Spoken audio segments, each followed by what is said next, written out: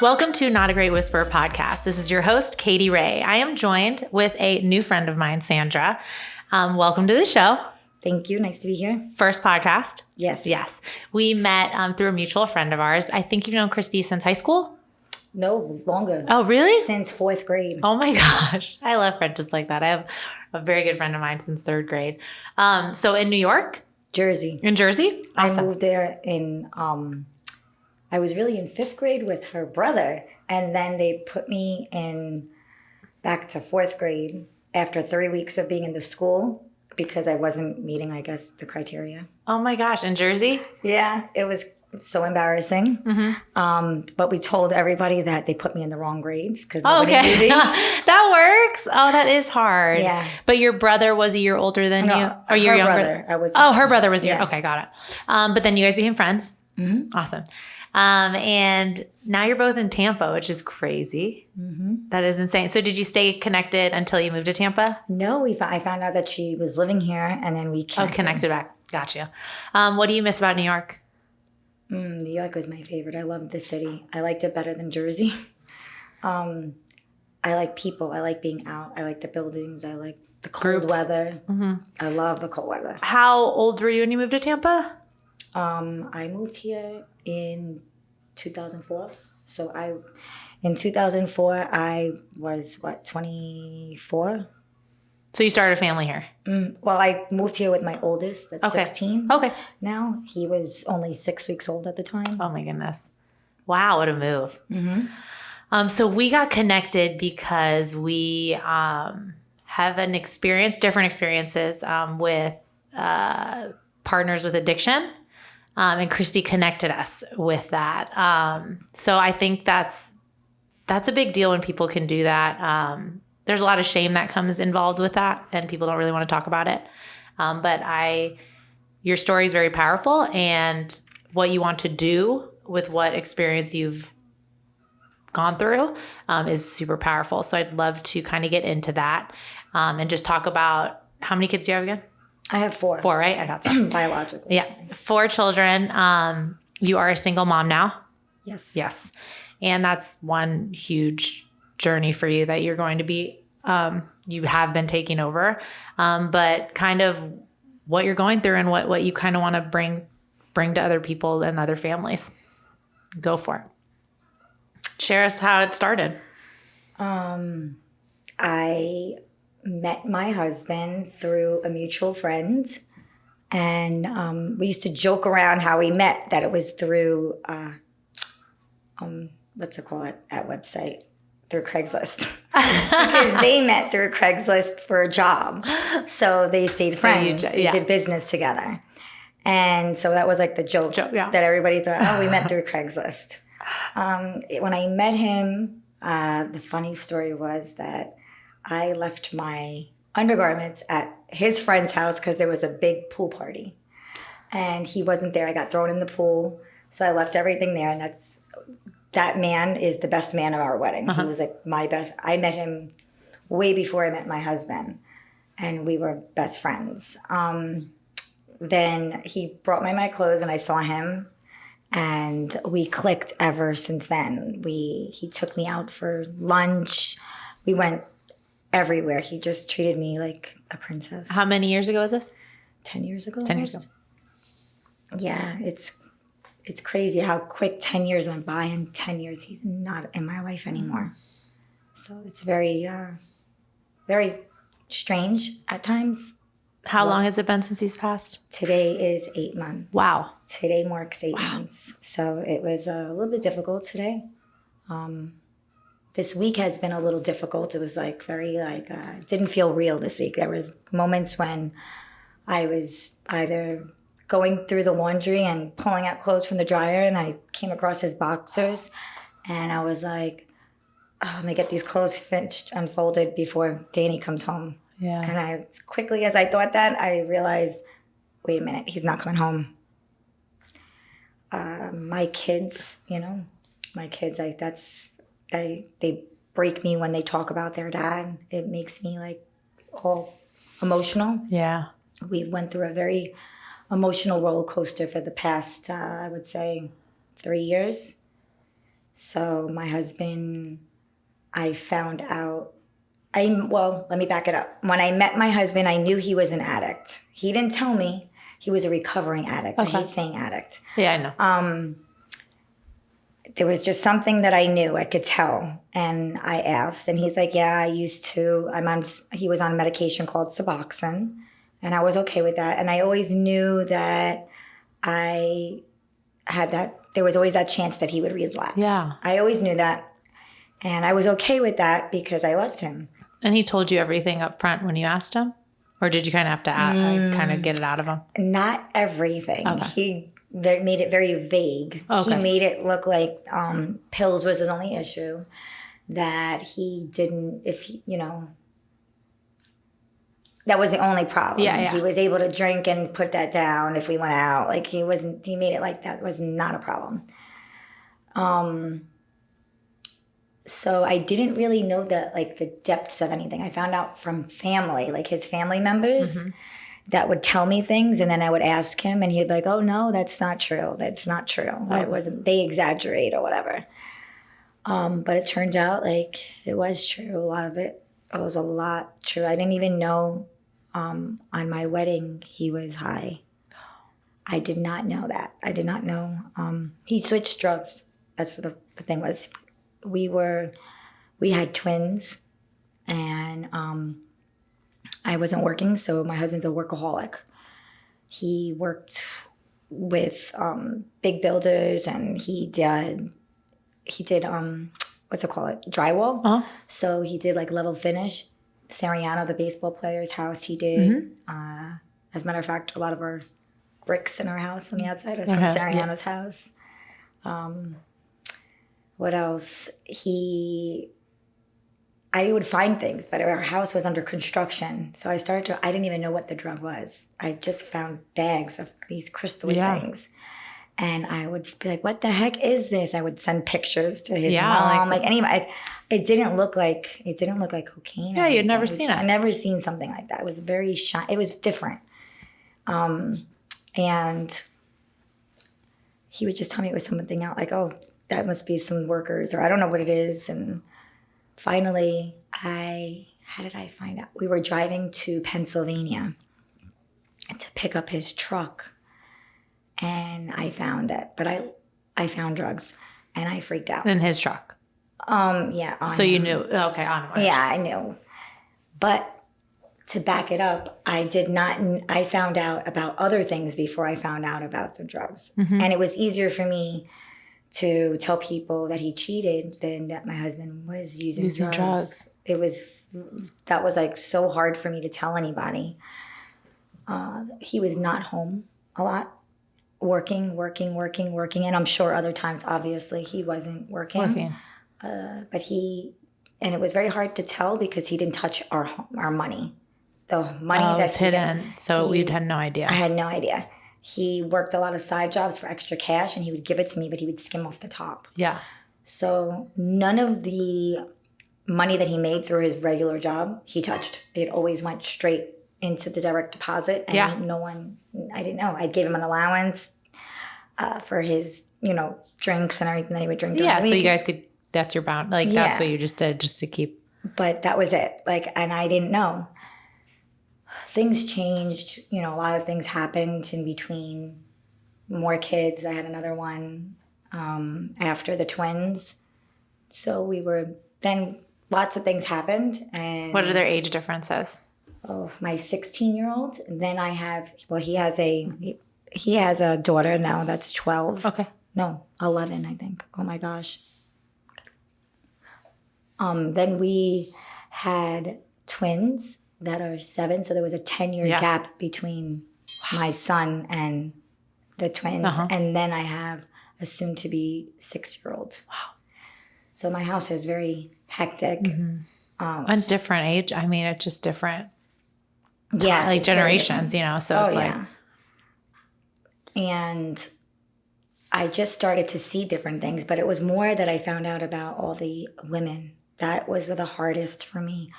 Was the women, because when I met my husband, he put me on like the highest pedestal. Like he always made me feel beautiful, I never felt that he would ever cheat on me, ever. Like I never thought that at all. And that was harder for me to get through because that was like such a boundary that like I told him that I could never deal with cheating.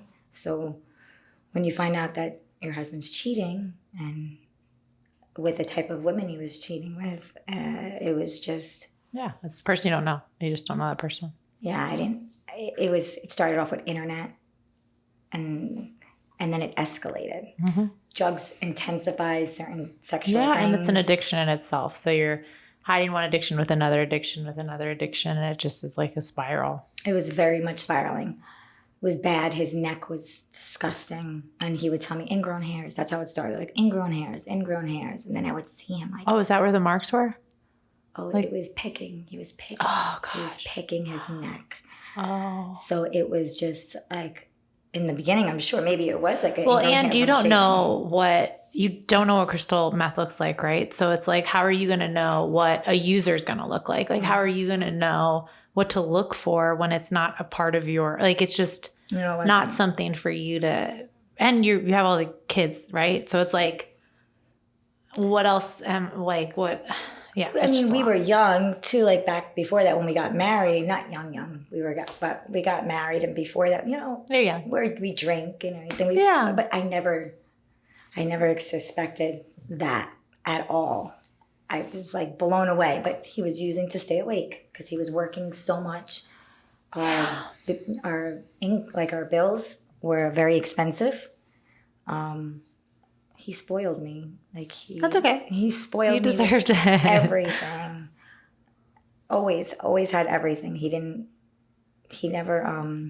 I never was deprived of anything. It was very unique when the police came and told me about everything. They also told me that it was like a very unique situation. They'd never seen something like this when he was in rehab. They said the same thing. We were what was considered rare of an intact family that was like that. So I put him through rehab. I kind of forced him. I got together with his ex-wife, and we both basically said, if you don't go to rehab, you're not going to be part of your kid's life. Yeah. So for his daughter, you talked to the ex-wife so that you guys could talk together. I was hiding so much. I was hiding so much for so long. I couldn't, there was no more point anymore. Like, how can I keep saying, my husband's different. He goes to work. Yes, he does go to work. Yeah. Yes, he does everything. But his use was getting so bad. He wouldn't sleep for days. Did she know about his recovery? Like before when you met, did she go through any of this? Yes, Okay. But not with this. Okay. It was only pills. Okay. And stuff like that, but downers. It's all, you know what I mean? Like it's all. And no cheating. Right, but again, the drug of choice is different. Meth is very known for sexual stuff. Yeah. That was very hard for me. Like I saw videos of my husband. So it was very like, it hit home. It hit home. I think it's, but I never gave up on him. No. And I think professionals telling you it's rare, it's not that rare. Right? I don't think that was fair to you because I don't know how to explain how it's not fair to you, but it isn't, because I feel like the ordinary people do get affected. The people just don't talk about it. Yeah. I don't know why. I think it was more or less because it was like state run.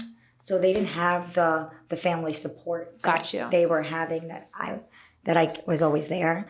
I was on and you everything. Were forefront, like you were wanting to know where he is in recovery. You didn't just kind of, I got you. They didn't see the support like they usually do. Yeah, no. They didn't see how I was saying, okay, I have a problem too. I'm enabling. I have a problem. What do I need to do? I'm codependent. What do you have for me? What can you help us with? And that's what opened your eyes to why there was no family support. No, there wasn't. And if there was family support, it was very minimal. And when you're in the midst of everything, you're not looking for all that. You barely can keep your whole life together. Like you're going to search for, where do I go for here? No, like you scared. needed it up front. Yeah. You were, I was scared. I didn't want anybody. But he didn't know. You didn't want, I know. Strange. You're protective. Mm-hmm. Super protective. So how many times did he go to rehab? In the last year, well, before my husband passed away, he was in 2 rehabs. The first one he was in was almost 3 months, and he left before the 2 weeks before he would have hit the 90 days to come home. Okay. And he relapsed there. He overdosed there, where he denied that he overdosed, and someone gave him Narcan. Oh, they're at the facility? Mm-hmm. Oh my gosh. And my husband had, I think it was 4 overdoses in less than 1 year. And 2 being in the facility? Or all of them in the facility? No, just one. Just one. And then I took him, after that, he came home. Well, he didn't come home right away. He just disappeared. Then he got arrested. And that was his first arrest ever. And then he came home. I bailed him out. How, as a mom, were you able to navigate those conversations with your kids? Because the 2 older ones are aware of what's going on. I mean, they're old enough to kind of understand. I think the 1's 6. So yeah, I feel like they kind of feel. They were 4. Oh my gosh, at the time. He's 5, my son, right now. Yes, got Maybe it. 6 in a couple months. He was 4. He still has a hard time. He has a very hard time. He asked me, maybe, 2 days ago, he wanted his dad's shirt to go to sleep with. So, and he's been sleeping in my bed. He doesn't understand. He always says, if I pray real hard, that maybe daddy He'll can come back. So that's very hard for me. Yeah. My twins, one's gets angry. And the other one, she had a very good bond with my husband, because my husband did not, there was no drama at the house from his end. It was my end, because I was flipping out. Well, you were feeling it. That's why you were feeling it. It wasn't, I wouldn't call it drama. It's just you knew something was wrong and you're not sure how to fix it. And yeah, they saw mom yell. They saw mom get mad because they didn't know why their dad was passed out in the bathroom, locked in there, and I would be banging on the door to open it. They didn't understand any of that. My one twin, she's very swift, she's quick. So recently, before he died, she noticed he wasn't home. And she said, "Where's Dad? Did he leave again?" And I told her, no, he was working, because he really was working. But he stayed all night there to get that check. And he came home the next morning and said that he went to hand me an $800 check, and I wouldn't take it. And I told him some things, because I had my husband on a Marchman Act. Yeah. So I couldn't enable anymore. Whatever I said, I had to follow through with. So when I told him that I was going to report him for using to the Marchman, I was serious, but I didn't do it that same day. I wanted to make sure I was doing everything on a clear head, not out of anger, because when you do something out of anger, it always comes back to bite you, even if it's the right thing. But when you do it from a bad place, it just doesn't. It doesn't go out. You're right. Well. So the next day, I contacted the courts, and I called, so he thought that they were coming there because they came in the morning to serve him papers, but he thought they were going to come and get him, and he just took off. Well, he got that paranoid feeling, right? He got that paranoid feeling because it's COVID. Well, oh yeah, COVID real, to me, recovering addicts and COVID. Yeah. He was on probation. Yeah. The state shut down. He didn't have to go for drug testing. Yeah.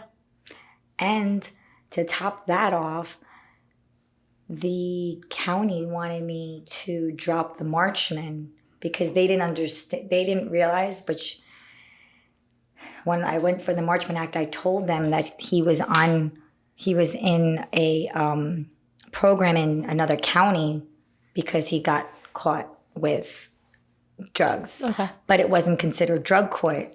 And because I mean, it wasn't how do like you feel a about the DUI. system with that anyways? They don't keep track of them like No. that. You still are, babe. You're still doing the checkups and like on your own. Like it's just you having to support this yourself for your family. Yeah, they did nothing. They shut it down, and he didn't have to go for any testing. Like, that was insane for me. So that was just like, when you have all that, when you have a guy that's fresh out of rehab or anybody. What, did they send you an email and they're like, everything's closed? Take a sip of your coffee, girl. Live your life. Do they just like send you an update like, hey, we're closed for a couple weeks? Yeah, it was months. There was no drug testing. We will be doing everything through the computer, and you'll be sending us a packet every month of what you do. Without any drug testing. Without no drug. You're telling, but if he would have been if they wouldn't have pushed me to drop the Marchman, because she kept asking me, like, think county, like, he hasn't been complying with the outpatient program. They knew that, but he wasn't complying with it because the program was being dropped. They never said, hey, make sure, even though the judge is going to drop it, make sure that he continues to do his program so when he goes to court, he can still say, the judge may not remember, whatever the case may be. They just let it go. They didn't even say, hey, in the email, look, he's not going, so it's going to get denied. Nothing. They didn't say anything. They just said, he hasn't been going, so are you still dropping the thing? Yes, that was it. So because I was dropping it, it was okay that he wasn't going, which is still crazy to me. I think the system has failed a lot of people right now, and you don't just turn your back on other families too. I was begging for help when he was in the rehab, but they didn't have it. They didn't have the programs. They don't have they didn't have the resources. And even if they don't have the resources, they should have people there out, like coming into the rehabs to talk to the families. Because if you treat the family, the chances are, I'm sure, a higher chance of recovery when everybody's getting healed. Oh, the support in general, right? So I think helping the families through something they're not equipped to understand really at first. I mean, like, it's, somebody who usually in a family situation, right, they're kind of leading a double life. So it's like, you don't even know about this life. And you don't really know, like, what do you do to help this situation? What do you do that could cause some issues in the situation? Like, what is it what are some steps? And all you get is like, hey, join Anna, whatever that shit is. Yeah, Al-Anon. Yeah. Or join and you're like, well, I don't want to. Like, no, like, what other things, like, can I, you're still having a family to take care of.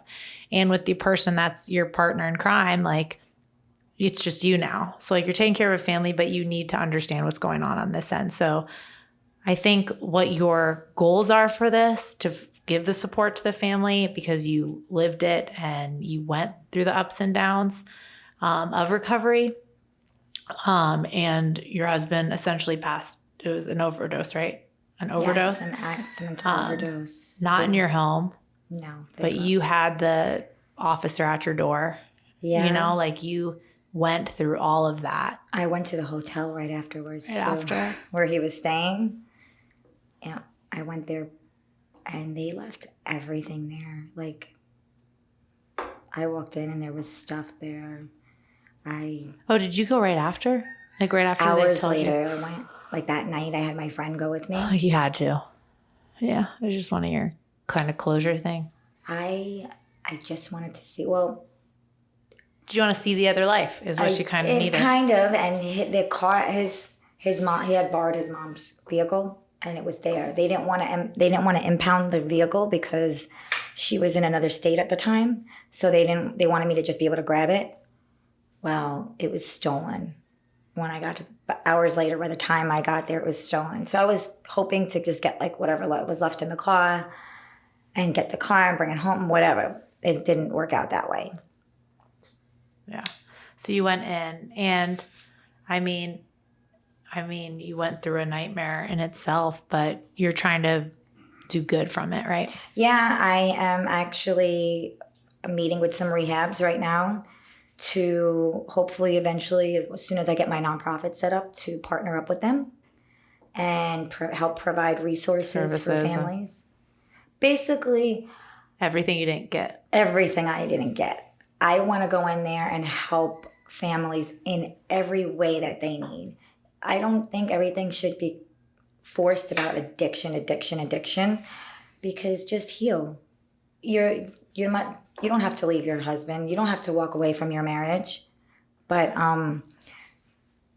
you should heal yourself, because there's issues more than likely before I met my husband that I had. Yeah. Just like him.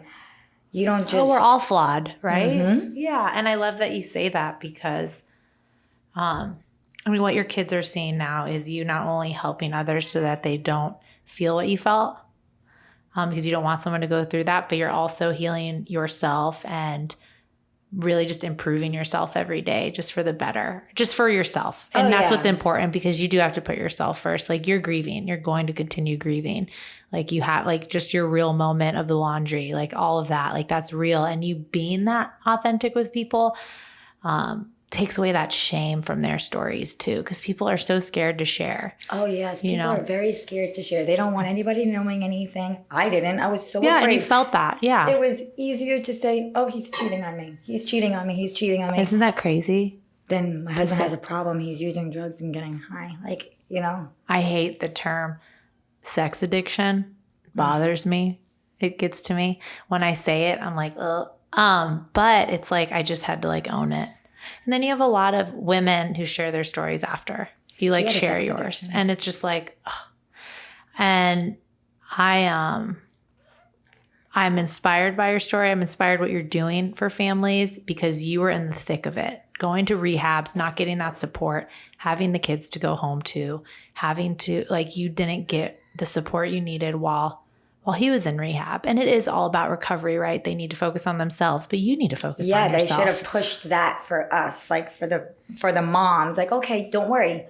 He's doing this. You're doing this. We're going to help you work on your stuff. We're going to help you. We're going to guide you. We can't do it here because you're not in our program, but we do have outside resources. Because you're going through a lot right now too. How are we going to strengthen you?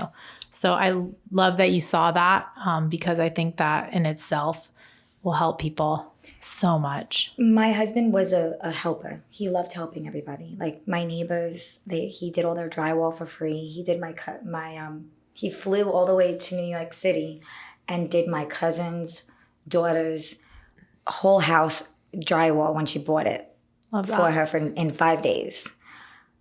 Obviously, at that point, he was using too, and I didn't know, because he was staying awake there the whole time just to get this done in 4 or 5 days. And he had a talent with his hands. Were very talented. He could do level 5 finish very well. He did it. He helped everybody. He wanted to do a rehab. When he got out of rehab, he was talking about starting a recovery house. That's what he wanted to do.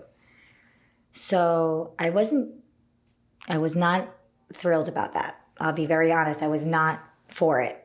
Not so soon after, because You wanted him to work on himself, but he was focusing on helping others through the recovery, and you saw that probably. You're like, no, focus on you. Again, that's all comes down to insecurities. I was also very insecure, thinking that he would leave with everything and we would find a better life outside of us, or that he would help not the wrong people. There was some person that he would always go to when things went bad, and he would leave. Not a sponsor or anything? Mm-mm. So I was afraid that he would, because he talked about this person very fondly, and he always wanted to help. He wanted to help. Yeah. And he always said, it's not love. It's not anything. I just want to help. That's someone's daughter. We always talked. He always said, when you look at that addict on the street and when you look at that homeless person, you think they wanted to be like that? You think that hooker wanted to be like that? No, that's someone's daughter. We always, he was kind. Yeah. My husband had a very kind, his soul was amazing. That's what I fell in love with, was his soul. He was very sincere. And most people saw that. Most people only saw that side of him. I didn't even really see my husband's side when he was in full active addiction. He would leave. So So you always held on to the soul you fell in love with. Mm-hmm. He never let me see that. Like, we fought and stuff, which was bad. It was when we got bad like that. But I never saw him put a needle in his arm. I never walked in and found him slumped over. I never saw any of that. So it was very hard to... Well, he protected you from that side. Yeah, he was Yeah. He had a very good heart. And that was like what I didn't want to let go of. For a full year, me and my husband were going through counseling. More than that, for like 2 years, we were going through counseling. We went to a wonderful marriage retreat called Retrovi, and we were going to do it again. It was amazing. He liked it. He said it was kind of like a 12-step, and that's what he liked about it, which we never spoke about out loud about our problems or anything there. We were listening to others. Yeah. And then they would give you like an activity to do to like work through it by yourselves. Like it was great. I recommend that for everybody. Mm-hmm. So we working for a long time. We were already working. Like, well, I was working on myself. I was listening to podcasts. I was reading books. I was trying to separate myself without divorcing. Like just until he got work his on stuff. Yourselves. Yeah. Yeah. I think that's kind of what helped this past year now. Like it's 8 months. Almost a year. Yeah.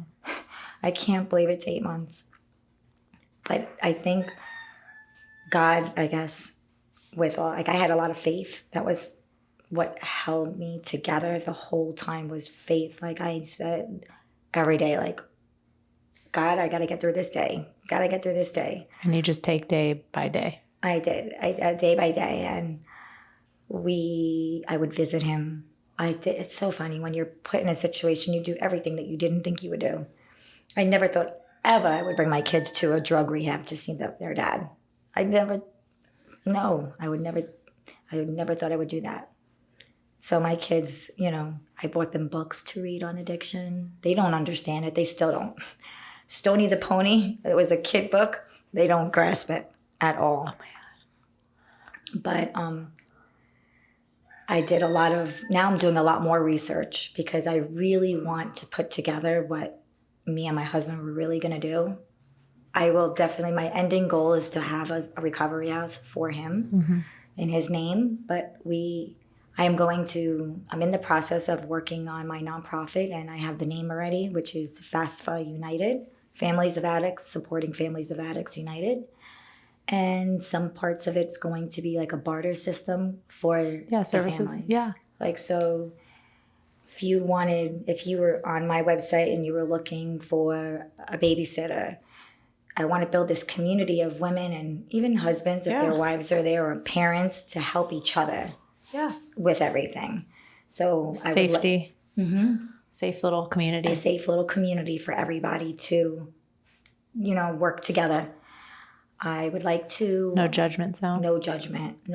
Just helping, support. That's it. That's really what people need, is the support. I think we push recovering addicts to feel so alone. There's no real support. It's just this shameful act.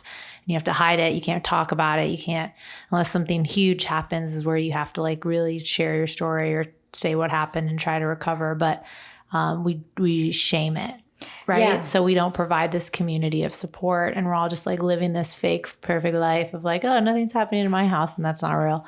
Nope. And it's just, it's really important. Community is important. Connection is important. What we're doing right now is important. Because I am inspired by your story. I always say no judgment. It's just like one of my things, because wow, what you're doing for your children right now, for the community that needs you, is powerful, super powerful, but it's hard.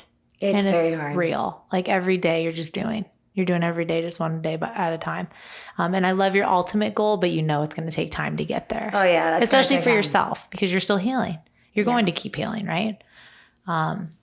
And you back up sometimes, like, and you're like, oh man, I just took 5 steps backwards.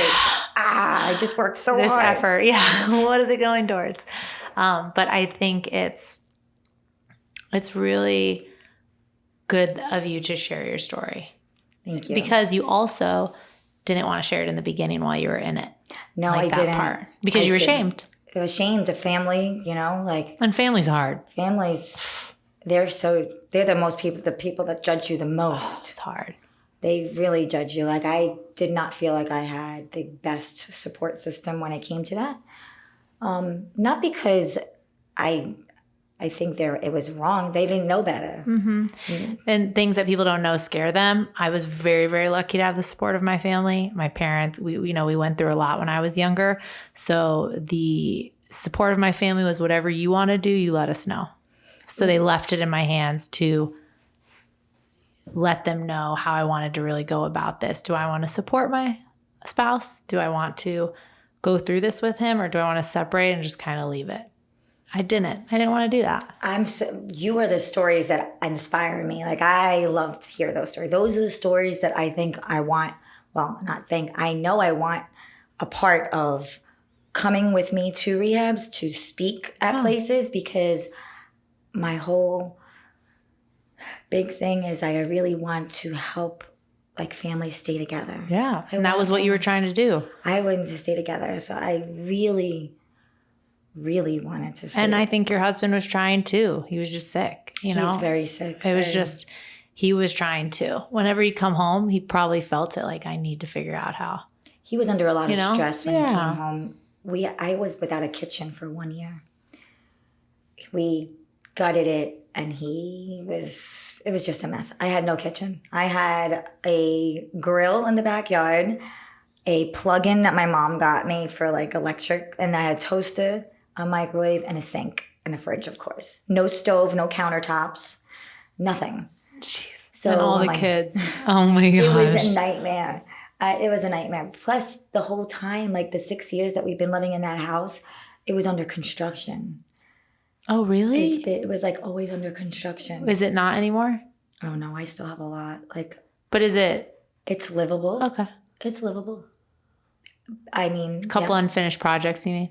Big ones. Oh, and that reminds you of him all the time. That's gotta be hard. He just completed our kitchen before he passed away. Like, literally, like, he came home and I was like, we got to finish the kitchen. You got to get the kitchen done. You got to get the kitchen done. And our AC wasn't working good, and we had just gotten it. It was a nightmare. So was it a fixer-upper house? Or did you just you guys both? We bought an older house, and he's like works with his hands all the time, so his projects are probably like ongoing. And we had a cast iron pipe issue, so that was like we had a It was an insurance battle for 2 years. So the stress of the house, just the stress in general, was high. But for you too and him, I mean, you just see that we're always going to have stress in life. You just need people to have that support. Yeah, and you didn't know how to deal with the stress, and I didn't know how to deal with anything. So I come from a family that was screamers, so all I did was just scream it out. I didn't talk it out. He hid in his drugs and hid in his work, and that's how he handled it. So weird, a New Yorker family that was screamers. Weird. A Cuban Italian family. So, and he was Italian. Are you Cuban Italian? Yeah. That's so cute. I'm Lebanese. My husband's Cuban, and our kids are Cuban Lebanese. But you're like, we screamed it out. But you've learned, like, it's a really hard thing because you're living it, but like it's a beautiful thing when you come to reflect and you're like, you know what, I've learned how to understand my emotions or my feelings and stuff. Your kids are going to learn that. Like, it's just, that's a self-reflection is so big, and people don't put enough thought into that, where it goes unnoticed. And it's like, we're working on we're always judging other people, but we never like self-reflect on ourselves. No. So it's like, that's a huge thing. And you come from a really probably strong, stubborn family. I'm just putting a stereotype out there. Yeah, probably a little stubborn. It's very. But that's something huge. Like, you've grown into that. And I think that's a great thing. I'm reading a great book by Wayne Dyer. Oh, yes. He is awesome. Dr. Wayne Dyer. Oh my God. I didn't know he passed away. I didn't know. I went to look him up and I was like, I got to write this author. I got to write him. And I found out he died. And I was like, oh my God. So I just like, listen, there's amazing authors out there we don't know about, and it's great to find that one. Are you reading it right now? Are you in it? Yeah, it's taken me a little long because taking the time to, but I'm almost done with it. I'd love to be in a book club and finish books in a week or a day or something. I'm not, like my sisters could do that. I can't. That's not gonna happen. It's not gonna happen. But it is so, I want to use this book to base everything later on with women and, helping people. It's basically empowering yourself, being better who you are, and everything else will fall into place. Yeah. And okay, so let's kind of go into, so what do you want, because I have so many listeners, like 1 billion, but like, what do you want them to know about addiction? What did you think about addiction before you lived the story of a spouse with addiction? What did you think? What was your stereotype about it? They were the face of addiction is the person on the street, homeless, asking for money, correct? Something like that. Something like that. Wild. I always want people to know it happens to ordinary people. Yeah. 100%. And it's happening right under our noses. Under our noses. People just use prescription drugs and think, oh, okay, that's just great. Let me just, take some pills and that's okay. I don't know. And it's funny how you like you look at like your in college, I did not do smart things, but I could have easily fallen into addiction. Like anybody can fall, like ordinary people can be affected by this. I would tell you, I'm not the person who would, I don't think I ever judged it, like sat there and judged it, but in my head, it was like, that wouldn't happen. Yeah. That's that wouldn't happen. I didn't really grow up around it. I have a couple of cousins that, drank a lot. But you never knew probably the full story of theirs because everybody always hides everything, even in family. Oh, yeah. I found some stuff out recently about certain family and I was surprised. Mm-hmm. And I was shocked, actually, just even on Facebook from people hearing my story, writing me, telling me that they experienced that in high school with, siblings or family members. And I was just shocked. I know. I was shocked. But the worst thing any person can do is just sit there and continue it. There has to be a point where someone has to be, in a sense, be the bigger person. Mm-hmm. Yeah. If not, you're going to just be in the vicious cycle. Mm-hmm. So someone has to just stop for a second, breathe, think about their life, how they want. There is no right, no wrong. You can. I am totally for people staying together. I don't ever wish anybody to separate.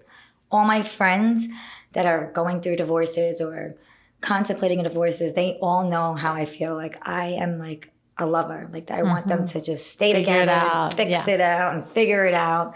And I know that's not always the reality. Their journey's their journey. So their journey is their journey. But definitely there's decisions that have to make, because if not, it cycles. Like I don't want things happening to my kids. Of course. And it goes deeper than addiction. It goes to just family stuff from you, before, when you're little and you grow up, you have these predispositions from your family. So it all plays into effect, I think, with addiction, being an addict or being an enabler or a codependent. Mm-hmm. It's just, I think, the nature of the beast that way. And I always say, sometimes I didn't want to be versed on this. This wasn't something I wanted to learn about. But I do feel it's a small little blessing to understand what other people have been going through and hiding. Yeah, I wouldn't change anything in my life. I wouldn't either. But it was one of those, in the beginning, I was angry. So I was I don't want to know about this. I don't want to learn about that. What? But then when I started to, and I'm like, wow, I'm giving a voice to people who don't have a voice, or I'm giving them a chance to feel good in their skin and talk about their story and not have that shame that just overpowers people. And that's of course how we were brought up. Right. So I do come from a very unique situation with my family where we are 100% ourselves now, just because of what we went through, with my dad coming out and stuff when I was in 7th grade. So it was I would come from a unique situation with my family. So the shame wasn't there. But I do know my husband's shame. I do know he came from a very culture, family. Yes. And it's, Miami has, you're just, expected. He's from Miami? Mm-hmm. And you're expected to do, and you're expected to do certain things. So it's good to see people grow and unlearn things because it's possible. Mm-hmm. And you're giving your kids these tools and skill sets now, right? Yeah. To be able to show their emotion, to be able to feel, to be able to talk, to be able to have bad days. And I think that sometimes because you're in the thick of it, that you don't realize the good that is coming out of it. My mom is she loved my husband. She still loves my husband, no matter what. Yeah, exactly. She was great with him. Now other family members, maybe not so much, and that's okay too. Yeah, you're not making people love your story or love what happened, but it's good to have that support from your mom. My mom, yeah. Not probably the support for that. I don't think my family understands addiction so much. No, they just go with the flow with what you need to do, right? And not everybody's going to learn the things we have learned. But I think what you're doing with it, the education and research and things you're doing because of the support you didn't receive is going to just one family you help. Yeah. One family at a time. I have a very good support system in the sense of like with everything I want to do, I have networked with people, you know what I mean, that want to be a part of that and help with that. That, yes, I have. How many years were you really going through this by yourself with your husband? Like 3? 3, yeah. Nobody really knew. Yeah. They didn't. And you were just figuring it out. My mom, I think, suspected some stuff. She, maybe not the whole drug, but she would say, something's not right. He's never home. You guys are newlyweds. You should not be doing all this. You should, like, at one point I was living with my mom. She has like a mother-daughter house. Mm-hmm. So we had to stay there for like 6 months with my husband because we were renovating the house. And he wasn't ever there. Got it. Over there. That's how it was very easy to. That's when I didn't know. And moms know. You're a mom. Mm-hmm. So from this, what? How can people get a hold of you? What type of service? Who are you reaching out to kind of help your nonprofit? Like, what are some of the connections you need? The connections I am looking for are eventually, of course, eventually. When I get my nonprofit completely set up on my internet, on the webpage, it's going to say like something for if you want to be a part of FasfaUnited, like if you're a mental health counselor. Cool. I really want a lot of life coaches. That's helped you. You've had a life coach that's helped. Yeah, that's helped you. I will never let go of a life coach. I think that was the best thing I ever had other than not counseling. Good. Life coaches have life coaches. Exactly, yeah. I mean... life coaches and life coaches and life coaches. After just doing some research the other day, I didn't even know that they have sober coaches. Really? Mm-hmm. They have sober coaches for people that were in addiction and they were addicts to coach other addicts. So I would instead of calling them a sponsor. Yeah, there's a sober coach. They have Smart Recovery as opposed to AA. There's not. I didn't realize there are other avenues with your research. You've seen but you want to make it accessible for people. Is what your goal is. I want to be able to have resources for whatever they're looking for. Okay. Anything, like if somebody needs clothes. Okay. I have a ton of right now. I'm bringing. You're trying to eliminate all the extra stresses while going through recovery for families and recovering addicts because how many ways you were pulled. Like you have your kids, you have this. You're trying to just eliminate all that so they can heal and figure out how to get back on track. Mm-hmm. I love that. Everything. From organizing your house, which is huge. The stress of just walking into your house when it's unorganized, I feel that. Mine was upside down because of construction. Your goal is day by day. Day by day. Get the word out. I have a morning routine. Good. I get up at 4:30, 5 o'clock. Mm-hmm. I have my coffee. I sit in the back on my patio. Meditate, reflect. Yeah. I listen to first. I just started this part recently, and it's working. I do 15 minutes of gratitude and I write it down. That's real. So when people get in that habit, I always hear like I've tried. I have a couple of pieces of loose leaf around the house, but I at least try to like say it in my head. I do with my kids The writing too. downs are, love that. At nighttime, sometimes they get annoyed because we do our prayers at night and everything. And I'm like, all right, now we're going to, God, we're grateful for this. We're grateful for that. I'm grateful for my hands, my everything. And I'll ask them what they're grateful for. And the things that they say are funny. They are. They're funny. I'm grateful for my truck. Or the last thing they played with or saw on TV. And you'll be like, what? Okay, that's great. Thank you. Or they'll tell me to stop. All right, Mom, enough. Let's go to bed. We know. We're grateful. I love that. That's important. And, you're just doing what you need to for yourself right now. And that's important for them to also see and watch. How can people get in contact with you? Right now on Facebook. Okay. I have it Sandra and Tara. Okay. Tara is spelled T like Thomas, ERRA. And my middle name is with an E, ANNE. And you can reach me on there. I do have my domain and everything set up with my email. That's all right. We'll let them know when we, But I haven't really, I'm still working with that. I have someone working on my website. Cool. So they can get in touch with me through there. My email, SATara. Okay. 35. And I'll link all this. You'll be found on Not a Great Whisperer podcast page, katyray.com, and The Real K Ray. But I do want people to reach out to you if they have questions, or reach out to our page and I can connect them with you. I think it's really important. How do you feel about being on the podcast? Did it feel good telling your story? It is. I mean, anybody could call me, text me, email me, and I could answer more questions. I would love to help women, especially women and wives that want to stay married and connected. Not that anybody else No, is, but you've been in it. I've been in that. I've been that husbands. wife, that's been there struggling, trying to figure things out. And I didn't have someone there to just sit there and say, okay, do this, Let's do do that. this. Yeah. I had one really, really, really good person that I loved. I love her to death. And she was a blessing in my life. But even her, I didn't tell. Crazy, right? Yeah, I told her everything but that. But she suspected it. She knew, but she didn't say anything.